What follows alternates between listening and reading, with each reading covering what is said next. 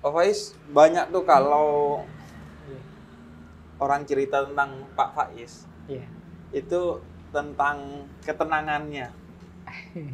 Jadi Oke. bukan hanya suaranya yang lembut, Oke. kemudian pembawaannya juga, Pak Oh, Faiz. Nah, masalahnya Pak Faiz, jenengan ini hidup di tengah zaman iya. anak muda yang justru banyak mengalami kondisi sebaliknya. Jadi mereka selalu dibuat terburu-buru, Iya. selalu dibuat gak tenang, gitu, Iya. menggebu-gebu dan lain sebagainya. Tapi sebenarnya mereka tuh pengen untuk bersikap lebih tenang, pelan-pelan. Nah, Iya. cuman nggak bisa. Gimana ininya Pak Faiz ya? Tipsnya? Sulit ya memang, karena memang zaman hari ini itu memang di antara pencirinya serba cepat. Apa saja serba cepat. Jangankan yang besar-besar ya. Sekedar nge-share informasi saja kan kita balapan itu kan. Iya. Ada teman sakit, teman meninggal, siapa yang lebih dulu mengabarkan itu kan rasanya bangga. Wah, Iya. saya lebih tahu duluan lebih itu. Jadi apa saja sekarang orang pinginnya serba cepat. Ya kalau bahasanya orang modern itu kan inginnya efektif, efisien. Nah itu penerjemahnya kadang-kadang jadinya instan. Efektif, efisien ini terus sering diterjemahkan jadi instan. Apa-apa ingin segera, ingin cepat. Nah memang problemnya adalah kalau kita hidup hanya mengandalkan kecepatan, efeknya nanti dua. Yang pertama kita tidak bisa menikmati hidup. Hidup serba cepat itu kan kayak dikejar-kejar terus. Iya. Kemudian, iya, ngos-ngosan. Yang kedua, banyak hal terlewatkan. Jadi waktu itu kan kalau kita tidak perhatikan, misalnya di sekeliling kita banyak hal bermanfaat, begitu kita pinginnya cepat saja, mungkin kita bisa dapat 5, tapi cuma dapat 2. Karena keinginan cepat itu tadi. Dan mungkin ini juga Pak Faiz ya, akhirnya ada hal-hal yang sebenarnya menarik atau penting bahkan tapi terlewatkan. Iya. Kayak saya dulu itu ketika masih ngantor, Iya. kan sering kali atau bahkan selalu itu terburu-buru karena berkejaran dengan waktu. Iya. Nah akhirnya ada teman-teman tuh yang cerita, oh di sana tuh ada taman bagus, ada kafe bagus, yang sebenarnya tiap hari saya lewati. Tapi saya gak ngeh gitu, karena terburu-buru. Iya, karena kita terburu-buru. Kalau pakai bahasa lain, kalau kita selalu dengan mode terburu-buru, khawatirnya dangkal. Jadi kalau ilmu misalnya terburu-buru, ya hasilnya dangkal. Jadi ngertinya hanya itu, dia tidak telaten untuk sabar, mungkin banyak hal lain yang harus saya ketahui. Itu kalau dalam hal ilmu. Jadi maka ya penting untuk latihan sabar, mengendalikan proses, mengendalikan kesabaran mengikuti step-step sesuatu. Ini menurut saya penting. Makanya tadi saya sebut yang pertama, kita itu sering tidak menikmati hidup. Orang itu kalau mengejar kesuksesan ya, mencari keberhasilan ya, segera ingin hidupnya naik derajatnya ya. Tapi yang sering orang lupa itu menikmati step demi step, tahap-tahap dalam hidupnya ini. Ini yang kemudian ya bahasanya tadi ingin cepat, tapi padahal proses itu kan juga perlu kita nikmati. Nah, itu antara efeknya. Tapi ya memang generasi hari ini mungkin sejak lahir sudah terkondisikan begitu. Beda zaman saya, mungkin termasuk era Habib ya. Zaman kecil itu kan masih banyak hal yang membuat kita ritmenya tidak secepat hari ini. Saya ngalamin era tidak ada listrik, kemudian ada listrik. Saya ngalami era tidak ada internet, kemudian ada internet. Mungkin zaman Habib awal-awal dulu kalau nulis ya ngetik biasa. Ya, pakai mesin ketik. Ya, terus komputer itu era zaman dulu MS-DOS sama yang pakai WordStar, saya masih ingat, saya skripsi saya pakai WordStar Pentium dari yang paling awal sampai jadi yang kalau ngeprint itu satu halaman bisa 1 menit sendiri, krik, iya kan itu, iya. Itu kita mengalami yang ritmenya agak lambat, tapi sekarang kan sekali ngeprint bisa 1 menit sekian puluh halaman, sudah cepat. Jadi memang modenya hari ini itu mode yang serba cepat. Maka penting memang kalau bahasanya filsafat itu ada momen-momen kita menarik diri sebentar. Termasuk yang muda-muda. menarik diri dari Iya, dari dilibat oleh sistem yang serba cepat ini. Kalau dalam agama ada momen kita dianjurkan melakukan muhasabah, kita dianjurkan melakukan tafakkur, tadabbur tentang ritme hidup kita ini. Itu menurut saya momen-momen yang penting kita manfaatkan. Bukan berarti kita harus lambat, Pak. Enggak. Cepet oke, efektif oke, efisien oke, tapi semoga tidak dangkal tadi. Semoga tidak banyak hal yang penting-penting terlewatkan. Ya. Semoga tidak membuat kita tidak menikmati hidup, akhirnya kurang bersyukur. Iya. Tapi mengendalikan dirinya tuh gimana, Pak Faiz ya? Agar tadi kayak sabar dan lain sebagainya. Kalau untuk saya sih, saya enggak tahu kok tiba-tiba kata orang, wah Pak Faiz itu. Padahal mungkin ya enggak juga, ya kadang-kadang ya gelisah juga, kadang-kadang ya bingung juga, kadang-kadang ya rasanya terburu-buru juga, pasti ada itu. Tapi menurut saya begini, jadi untuk ritme yang cepat tadi, kalau bahasa permobilan, itu kita harus punya kendali penuh terhadap mobil ini dan remnya juga harus pakem. Jadi kita tahu kapan kita ngegas, kapan kita ngerem. Jangan gas terus. Naik kendaraan itu kadang, saya kok gini ya, itu mungkin perlu menarik diri sebentar. Saya kok sudah rutin kayak gini terus, apa ini kondusif ya, apa ini positif ya? Itu saatnya kita. Jadi momen muhasabah ini diaktifkan. Sehingga nanti kita tidak terjebak muter di situ terus sistem. Saya ingat ada seorang filosof, namanya Marcuse dari Jerman.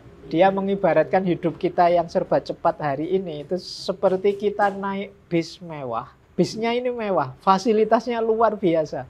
Mungkin di dalamnya ada karaoke-nya, ada AC-nya, ada toilet mewah macam-macam. Tapi kita tidak tahu bis ini mau kemana. Jadi apakah ke jurang ataukah ke mall atau kemana. Yang penting bisnya mewah. Nah, hidup kita hari ini karena kita modenya serba cepat, kadang-kadang kita lupa. Kita ini mau apa sih? Iya, kita ini arahnya kemana? Tujuannya apa?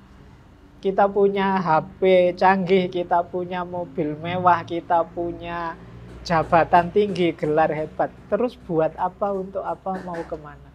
Nah, ini pertanyaan yang sering sulit dijawab oleh kita hari ini. Jadi maka sindirannya Marcuse menurut saya menarik. Jadi bis mewah ini kita tidak tahu mau kemana. Nah, era yang kita sebut teknologi informasi digital dan lain sebagainya, ini terus mau apa? Kalau sudah 4.0 terus mau apa?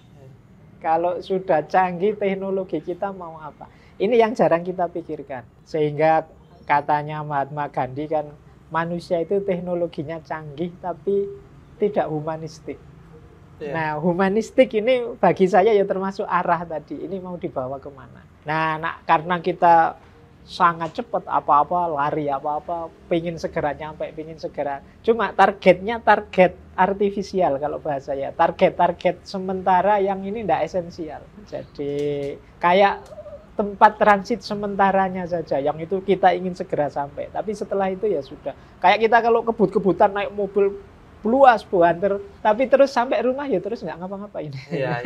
Jadi seolah-olah diburu pingin apa, tapi begitu sampai kamar kos ya santai-santai lagi, nggak ada apa-apa. Wong tadi pelan-pelan menikmati di jalan kan bisa, mungkin banyak hal bisa dinikmati, disyukuri, lihat keindahan ya. Tapi kan pingin buanter, terus ya nggak ada apa-apa. Dan ini, kalau saya tuh sering berpikir, Pak Faiz, sengebut-ngebutnya kita, lebih cepat berapa menit sih ketimbang orang yang nggak ngebut. Iya. Jadi makanya ada tokoh Stoik namanya Marcus Aurelius itu. Ini ada pepatah Stoik yang terkenal sekali. Alam semesta ini tidak pernah terburu-buru, tapi semuanya tercapai. Jadi, contohnya gimana tuh, Pak? Iya.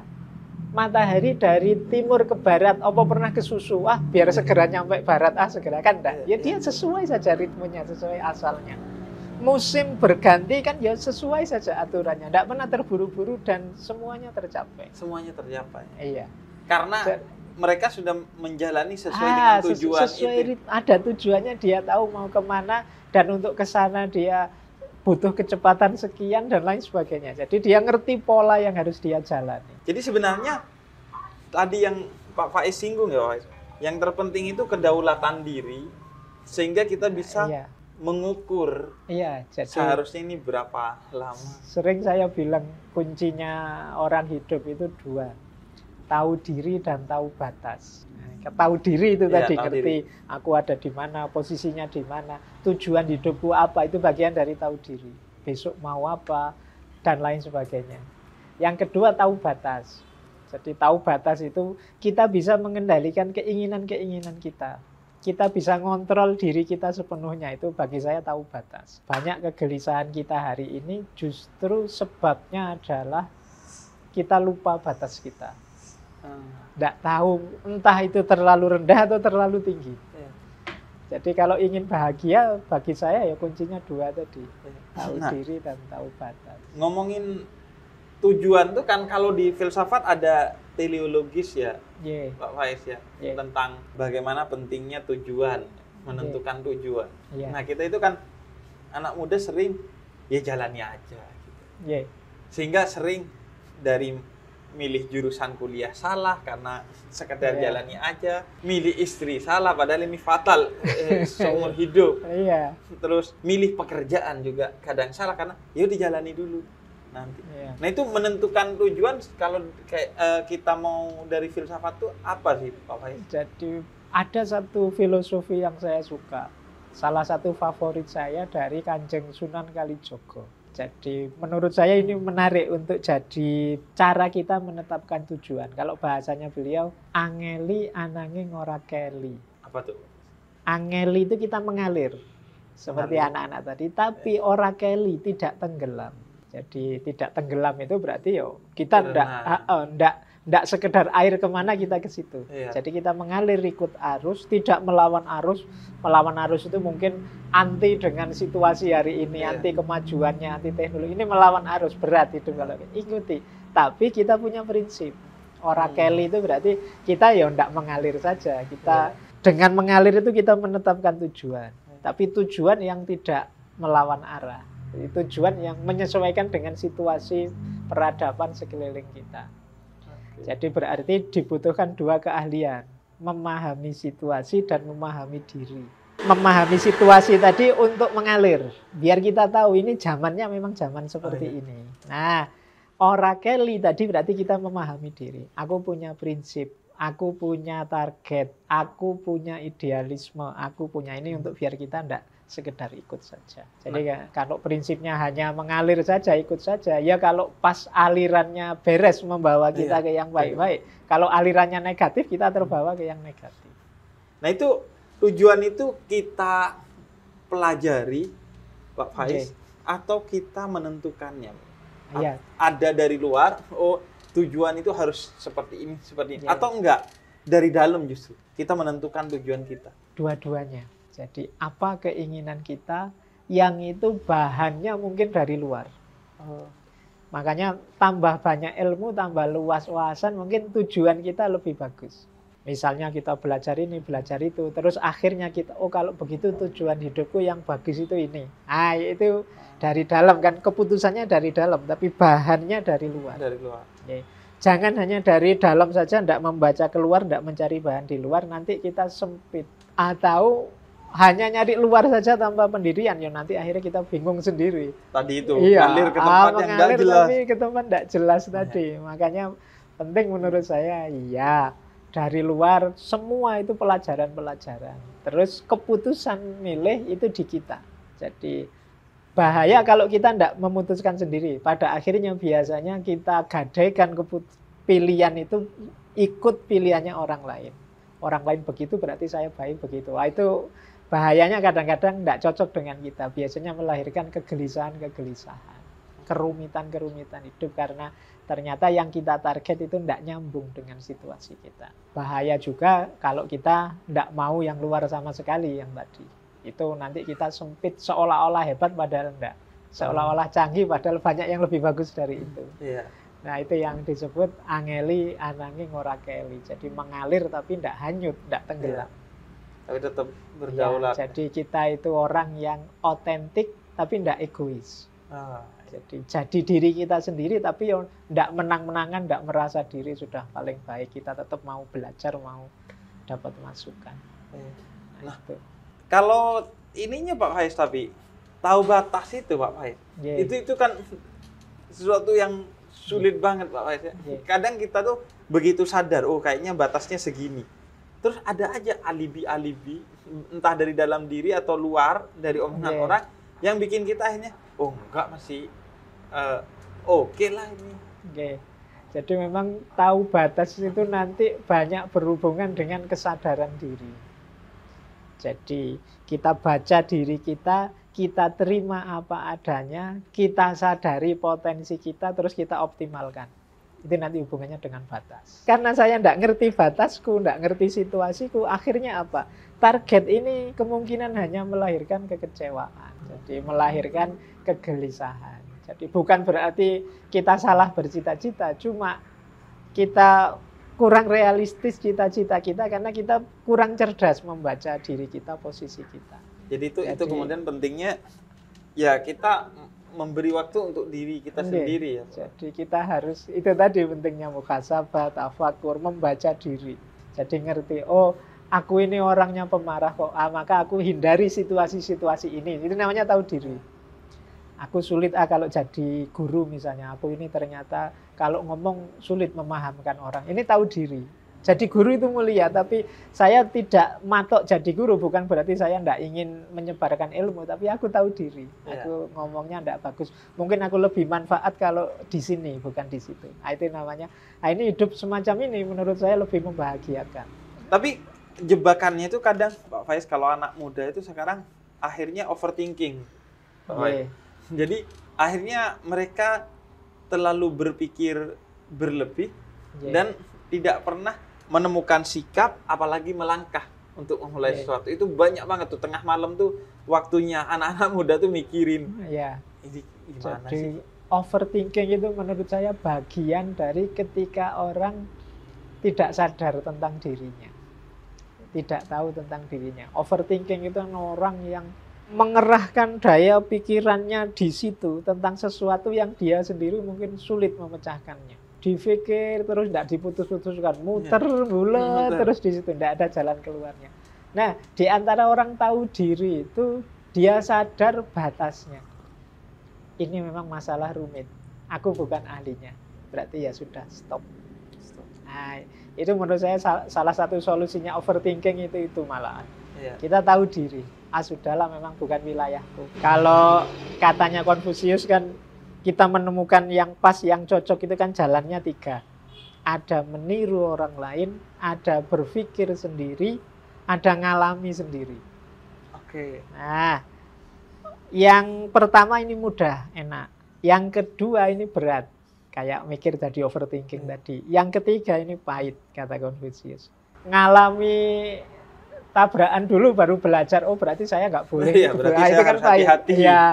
Jadi yang pengalaman ini pahit. Nah, yang kedua yang berpikir sendiri, refleksi sendiri, ini berat. Memang tidak semua orang bisa.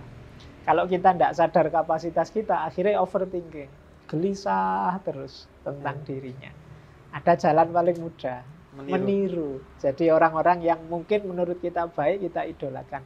Ya disebut mudah juga, tidak terlalu juga, karena kadang-kadang kita salah idola juga bisa meleset. Tapi ini maksudnya tidak mengerahkan daya berat seperti kita overthinking tadi, berpikir, kok ya guruku yang ini kok nyaman ya, enak, saya tiru saja lebih enak. Ini lebih ringan, kita tinggal mengambil yang insya Allah kalau kita asal tidak salah pilih juga ya insya Allah pas caranya. Ini yang disebut mudah.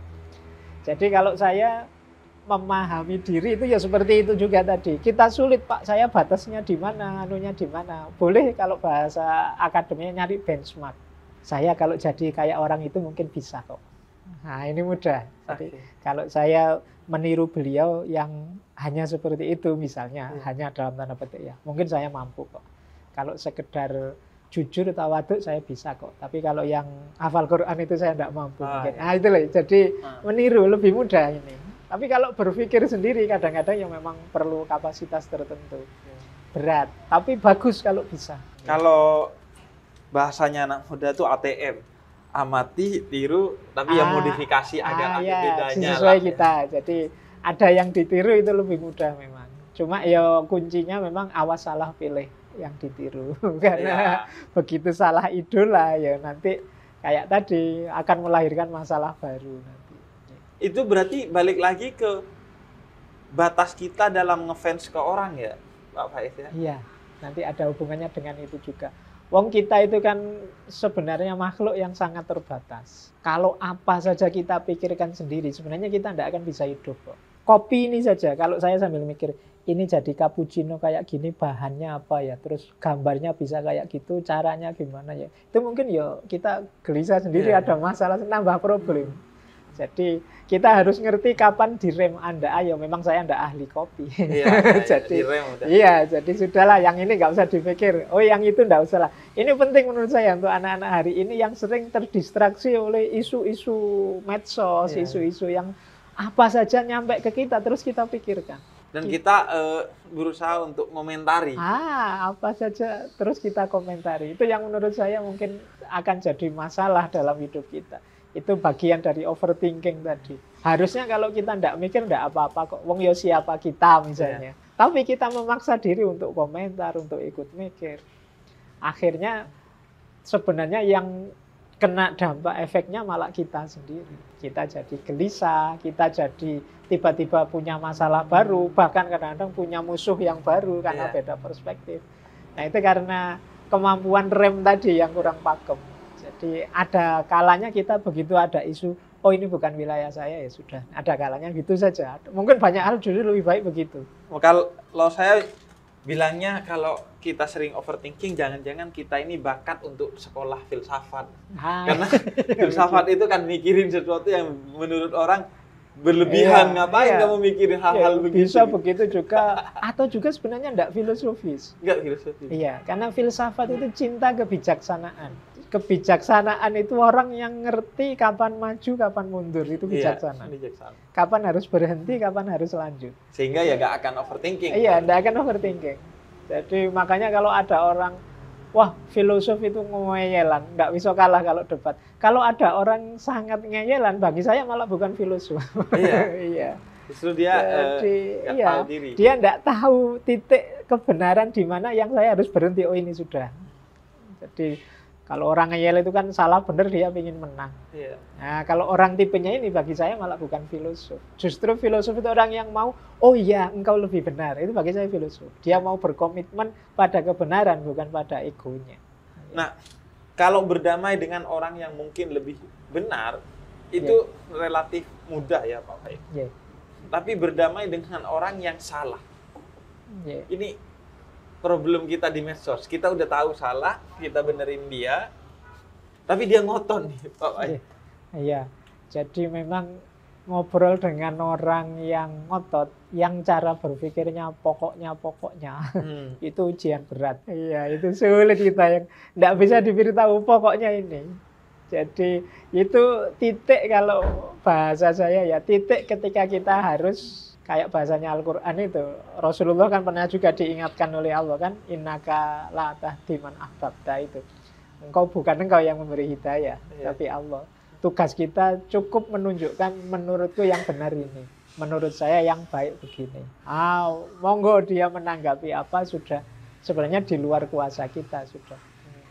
Makanya Nabi itu kan di beberapa kesempatan kan sering bilang, apakah sudah aku sampaikan? Itu maksudnya, ya sudah aku sampaikan, perkara nanti kamu ikut apa enggak, ya sudah di tanganmu masing-masing.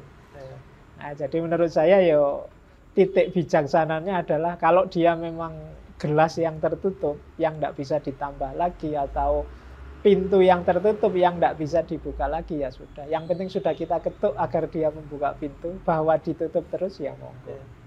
Dan mungkin bukan soal kitanya, tapi lebih ke soal waktu ya Pak Faiz. Mungkin suatu hari dia akan mikirin apa yang kita omongin. Kalau bahasa agama itu mungkin, ya siapa tahu Allah ngasih hidayah pada suatu saatnya. Hari. Jadi dari kita hari. Tapi cuma loading mungkin, aja. Ya pancingan buffering. Jadi jalannya kita, tapi tidak saat ini suksesnya. Mungkin kayak tadi buffering. Kayak tadi loh, orang nemu kebenaran kadang-kadang bukan dari kata-kata, tapi dari pengalaman yang dia alami. Mungkin peristiwa apa membuka mata dia. Oh iya ya, berarti temanku dulu benar yang dikatakan begini. Mungkin akan ada itu. Makanya saya sering bilang tuh Pak Faiz, yang jauh lebih penting dari memberikan pesan yang baik adalah memberikan kesan yang baik. Iya. Agar kesan baik itu nempel sehingga suatu hari orang itu ingat kepada kita. Itu dulu omongannya salah tapi kok kesannya baik. Jangan-jangan benar tuh omongannya. Jadi biar tidak muncul mental block yang kita terus kayak WA itu kita diblokir oleh dia. Oh ya emang kalau kesannya buruk kan, oh ya pantas emang orang salah karena memang kesannya juga buruk sehingga pesannya nggak pernah dipikirin lagi. Jadi ya itu penting untuk kita hari ini karena hari ini kan zamannya memang bagi saya ya digital itu kan era komunikasi. Yang cirinya hari ini itu antara lain tindakan komunikasi lebih penting daripada makna komunikasi kalau hari ini. Gimana tuh contohnya? Jadi orang yang penting aku komen dulu, yang penting aku kelihatan dulu. Ini kan tindakan komunikasi. Tidak mikir maknanya, isinya, efeknya dan lain sebagainya. Yang penting hadir dulu. Iya. Beda kalau kita ngobrol gini kan kita sambil mikir, milih kata yang enak, jangan-jangan Habib tidak berkenan nanti. Kok sebentar. Itu kan kalau langsung gini kan ada mekanisme otomatisnya. Tapi di medsos kan kesadaran ini jarang muncul. Jadi yang penting orang tampil dulu karena orang khawatir dianggap tidak ada. Jangankan itu, kadang berita teman sakit aja semuanya harus tampil mendoakan. Tidak cukup satu orang, mari bersama-sama kita doakan. Dan tidak gitu, semua kadang cuma di copy paste aja dari atasnya, di copy ya kan semuanya. Karena dia takut, kalau tidak muncul di situ jangan-jangan dianggap tidak peduli. Iya. Jadi itu saya ngerasain tuh di grup WhatsApp kalau ada berita duka. Kalau kita nggak ikut komen, padahal udah banyak. Padahal mungkin kita yang tidak komen diam-diam ngirim Fatihah, diam-diam mendoakan. Tapi kan rasanya koyok belum peduli kalau belum. Jadi hadir secara fisik ya. Itu yang saya sebut tindakan komunikasi dianggap lebih penting daripada makna dan kedalaman komunikasi.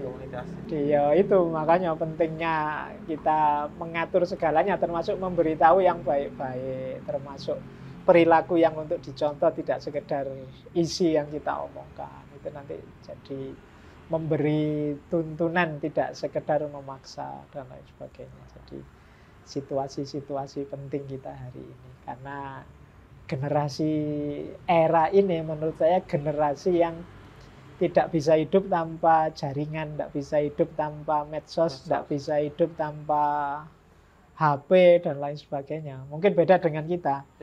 Zaman saya masih ada era tidak ada listrik, ada era cuma radio saja sama tape recorder zaman itu. Jadi seandainya tidak ada listrik pun saya bisa membayangkan masih bisa seneng kok dengan melakukan ini itu. Tapi generasi hari ini mungkin tidak bisa sudah. Dan akhirnya jadi aneh aja melihatnya Pak Faiz ya. Karena teknologi itu kan dibikin untuk memudahkan kita dalam berkomunikasi. Tapi justru di media sosial kesalahpahaman itu justru lebih besar dan lebih mungkin, dan pas ketemu justru hilang itu kesalahpahaman. Dan banyak paradok kayak teknologi informasi itu kan sebenarnya alat komunikasi kayak HP itu. Harusnya semakin canggih alat komunikasi semakin kita tersambung. Tapi hari ini kan alat komunikasi semakin canggih semakin kita terisolasi. Dunia sosial kan semakin habis. Setiap orang asik dengan gadgetnya sendiri-sendiri. Kadang-kadang kita ngobrol berdua gini, yang satu pegang HP ngadep sana, satu pegang HP ngadep sini. Jadi padahal fasilitas komunikasinya canggih, tapi kualitas komunikasinya turun drastis. Nah, itu situasi kita hari ini. Dan penting untuk refleksi. Jadi yang saya bilang tadi ya, kita muhasabah. Bukan berarti terus kita balik, kalau gitu tidak ada teknologi saja, tidak mungkin, peradaban tidak mungkin dibalik arahnya. Tapi ya kita yang saya bilang tadi, kita harus sadar kapan ngegas, kapan ngerem, kapan memanfaatkan secara bijaksana. Terima kasih Pak Faiz ya. Ini obrolan ngalor ngidul yang penting manfaat.